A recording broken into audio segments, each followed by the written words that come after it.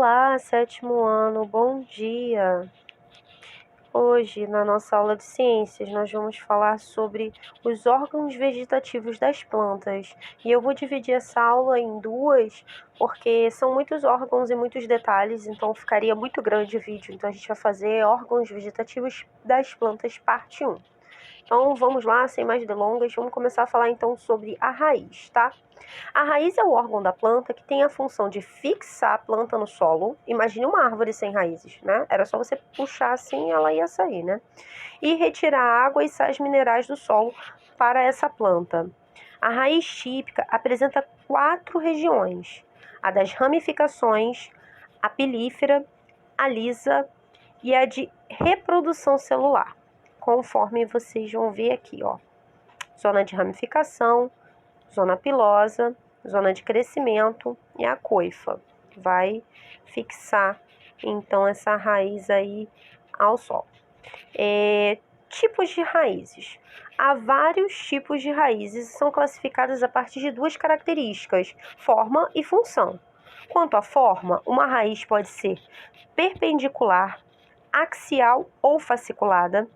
E quanto à função, ela pode ser tuberosa, tabular, respiratória ou sugadora. E aí a gente vai entender cada um desses tipos de raízes agora, tá?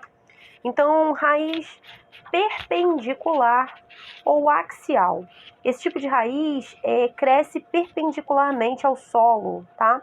E possui um eixo principal, do qual saem as ramificações, aqui ó, para vocês verem, tá? O eixo principal é esse comprido, do qual vão saindo as ramificações, tá? Que são denominadas axiais ou perpendiculares. São típicas de plantas dicotiledôneas e gimnospermas e podem se aprofundar a muitos metros do solo para encontrar água, tá? Então vamos lá, o próximo tipo de raiz é a raiz fasciculada. Aqui para vocês verem como é uma raiz fasciculada. Existem outras, tá? Mas aí você observa essa presença desses pelos mais longos. Quando não há uma raiz principal e todas as raízes partem do caule, como essa daqui, do ponto em que ela entra na terra, tem-se então a raiz fasciculada. Ao arrancar um pouco de capim ou grama do solo, você pode ver um emaranhado de pequenas raízes, sem que nenhuma se destaque, ou seja, são todas do mesmo tamanho, né? Todas, não há uma raiz principal, são todas parecidas, semelhantes. Não se fala nesse caso em raiz principal e raízes secundárias, né? Muitos denominam a raiz fasciculada de raiz em cabeleira, tá? Porque o aspecto permite essa lembrança. Isso daqui seria uma cabeleira bem rala, né, gente? Mas a gente tem raízes fasciculadas bem mais cheias. Se arrancar um fecho de capim assim, vocês vão ver um bom número de raízes fasciculadas. Vamos lá, então, agora falar sobre as raízes tuberosas. Essas são as que a gente mais conhece, mas, na verdade, algumas pessoas não sabem que, vamos lá, as cenouras, por exemplo, são um tipo de raízes tuberosas, tá? As raízes tuberosas são as que acumulam reservas alimentares. A gente tem a cenoura, beterraba, rabanete, mandioca, batata doce, todos são exemplos desse tipo de raiz. É muito vantajoso para a planta reservar, no caso, matéria nutritiva na raiz, tá? Porque dentro do solo é mais difícil que seja devorada por animais. Então, se ela tem acima do solo, o que vai acontecer? A reserva de nutrientes dela pode vir um inseto, um fungo e atacar essa planta. Mas quando ela tem as reservas de alimento dela dentro da terra, fica muito mais fácil dela proteger essas reservas, tá? As reservas alimentares são principalmente o amido, tá? Que é o açúcar dos vegetais. São guardadas pelas plantas até serem usadas para a produção de novas folhas, frutos, tá bom? As raízes são colhidas e o amido é utilizado antes que a planta comece a usá-la como fonte de energia. Então, o que acontece? A gente colhe essa planta antes que ela comece a usar essa raiz como fonte de energia, tá ok? Se ela começar a crescer demais, ela vai usar essa energia, esse material, esse amido que tá aí nas raízes tuberosas, e aí quando você for arrancar, não vai ter mais nada, né? Então a cenoura ela é colhida antes, assim. Então vamos lá. Raiz tabular. Interessante esse nome, né? É porque formam uma espécie de tábua, tá? Formam tábuas. é o formato de tábuas. Certas árvores, como as figueiras, por exemplo, apresentam esse tipo de raiz. É para mantê-las firmes no solo, tá bom? Essas raízes lembram tábuas grandes que dão maior estabilidade contra a ação dos ventos fortes, além de aumentar a superfície respiratória dessa planta. Às vezes, esse tipo de raiz pode atingir 2 até 2,5 metros de altura, tá legal? E agora vamos então falar sobre as raízes respiratórias, tá? Também chamadas de pneumatóforos. Uma característica das regiões do mangue, por exemplo, é a pequena disponibilidade de oxigênio. Por estar constantemente encharcado com água, esse solo ele não tem muito oxigênio, não tem o suficiente para a raiz da planta respirar. Então, ela cria essa adaptação de raiz, tá? Para que ela consiga retirar oxigênio, tá?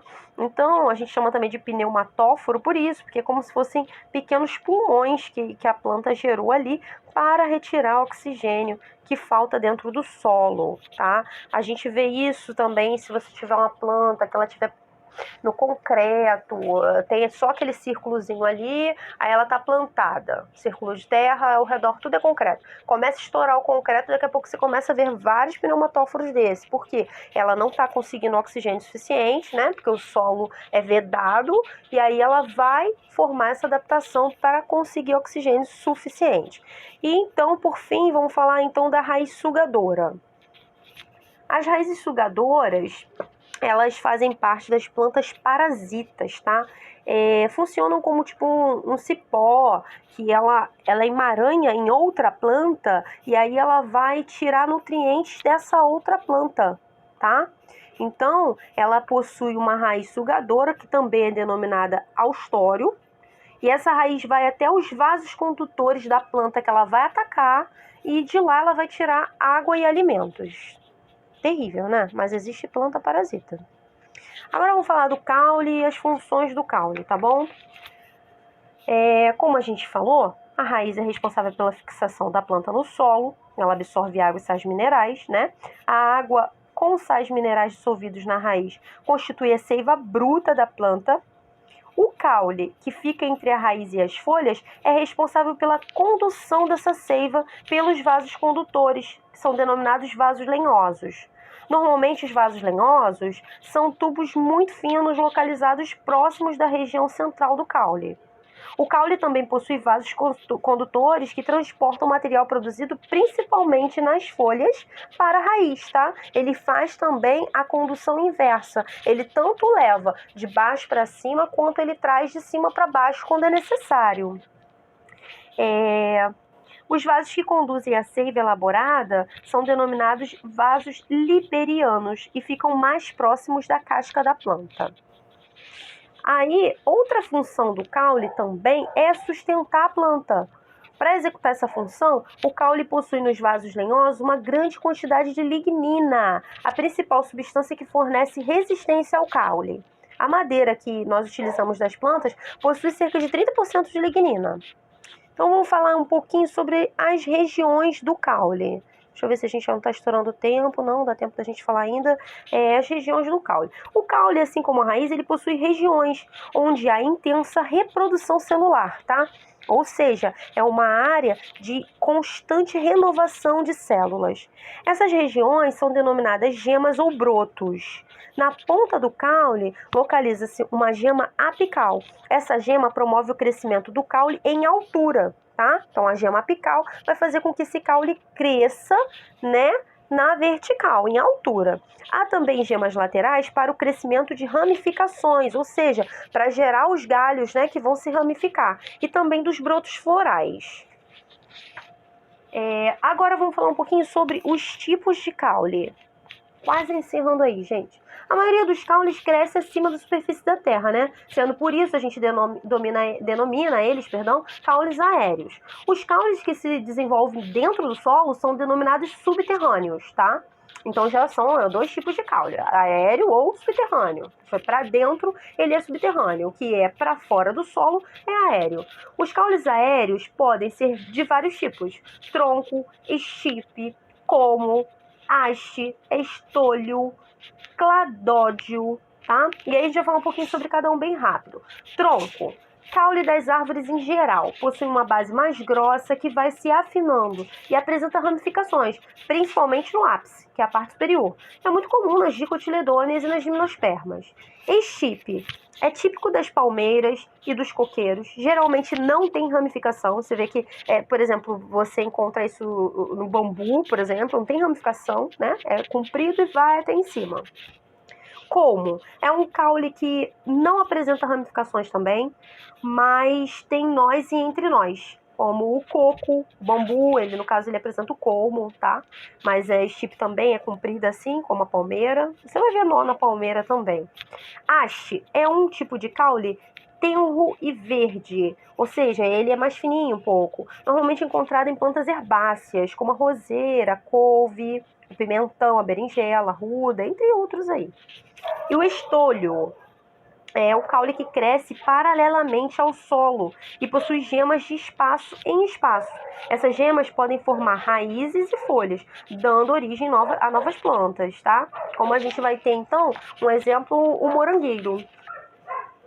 Cladódio é um caule suculento que armazena água, é clorofilado e em alguns possuem espinhos, que são folhas modificadas, como é o exemplo do mandacaru no Nordeste.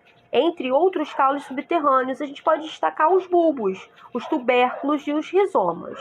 O que são os bulbos? São mais ou menos esféricos, formados por um disco que apresentam pequenas raízes na sua parte inferior e folhas modificadas, tá? Dispostas umas sobre as outras na parte superior, como é o caso, por exemplo, da cebola. O alho também é um bulbo, o lírio, o açafrão, a palma de Santa Rita. E os tubérculos, eles são ricos em reservas nutritivas e repletos de pequenas gemas que produzem folhas para a região acima do solo e raízes que se ramificam dentro do solo. Um exemplo típico do tubérculo é a batata, tá? A batata é um tubérculo, mas existem outros, tá? E rizomas são caules que crescem paralelamente à superfície e podem armazenar substâncias nutritivas. Possuem muitas gemas produtoras de folhas e raízes e são exemplos de plantas que apresentam rizomas: o gengibre, a bananeira e as samambaias. Bom, está faltando aí adaptações de caule, né? Certos tipos de caule apresentam modificações. Para quê? Para que ele possa se adaptar a determinadas funções. As gavinhas são ramos bem fininhos que se enrolam em um suporte. O maracujá, a gente vê isso, o chuchu na videira, tá? Então, ela se adapta para que ela possa se enrolar, né? E mantendo o suporte dessa planta. Os espinhos são formações pontiagudas originadas de tecidos profundos do caule. A laranjeiro, limoeiro, possui esses espinhos, tá? E graças aos espinhos, essas plantas ficam mais protegidas contra animais que poderiam danificar elas. Na roseira, não há espinhos verdadeiros, mas o que a gente vê na roseira, na verdade, são chamados acúleos, que são estruturas afiadas, originadas de tecidos mais superficiais da epiderme, o revestimento mais externo da planta. Por isso se destacam facilmente. Você consegue tirar o acúleo da roseira com muita facilidade, né? Então, pessoal, espero que vocês tenham compreendido o tema até aqui, tá? Toda e qualquer dúvida nós vamos tirar juntos na nossa aula. Um beijo e até a próxima.